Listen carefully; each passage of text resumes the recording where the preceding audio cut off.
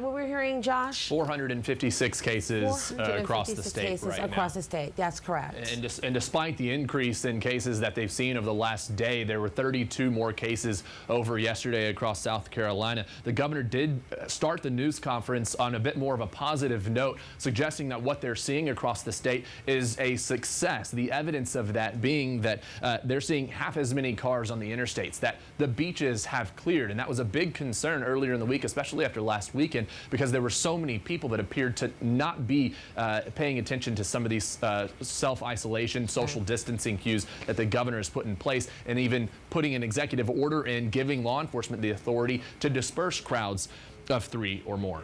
But we do know that now 39 of the state's counties have at least one case of coronavirus. That's right. That was one thing to watch. And one thing that the governor and the state epidemiologist did talk about and address is the projections that they put out yesterday. They do say that there could be more than 8,000 cases by May 2nd. Something that is contributing to that, though, and the numbers that we're seeing and the increases day to day are the backlogs of cases that the state is having to deal with. Right now, there are 1,600 samples in public labs that they're waiting to get tested. Again, as a recap, we do have 2 more coronavirus-related deaths that have been reported here in South Carolina, bringing the total to 9. Health officials say they are investigating an additional 32 cases of the virus, bringing the state total to 456.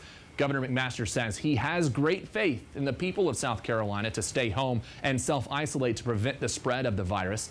This comes as the Columbia City Council issues a stay-at-home order, which goes into effect this Sunday, March 29th, and will last for 14 days. The mayor of Columbia actually just held his own news conference while the state news conference was going on, addressing that stay-at-home order that goes into place this Sunday. Now, nationwide, the number of cases in the U.S. are now above 80,000, with more than 1,100 deaths.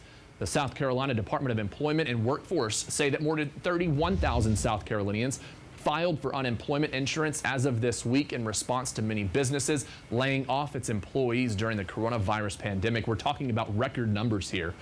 The department says at the end of last week, 31,054 people who live and work in the state filed an initial claim for unemployment insurance, though it's unclear how many people will be approved.